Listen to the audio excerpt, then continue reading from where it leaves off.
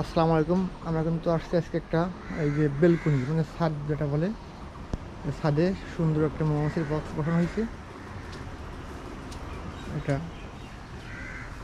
ময়ূর সাহেব জি ভাই। কি দেখতেছেন?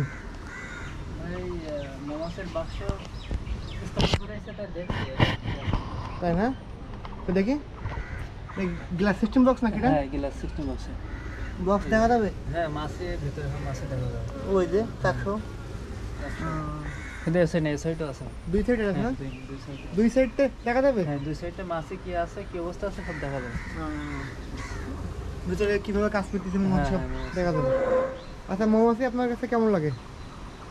তো মোমাসটা জিনিসটা আসলে খুবই ভালো লাগে আমার কাছে। খুবই খুবই ভালো লাগে। মানে বাসায় কি সবাই একটা করে মৌমাছি বক্স পারলে ভালো হয়?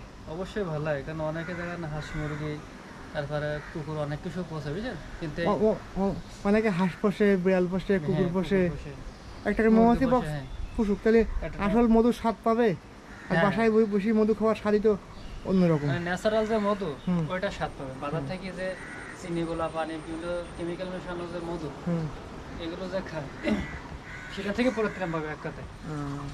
বুঝতে পারছি। সব মিলিয়ে অসাধারণ, তাই তো? অসাধারণ একটা। এটা কিন্তু ছাদের উপরে ঘাস লাগানো হ্যাঁ নাকি? ছাদের উপরেই ঘাস লাগানো। ঠিক আছে, মানে সব মিলিয়ে মানে সুন্দর হয়েছে নাকি? অনেক সুন্দর।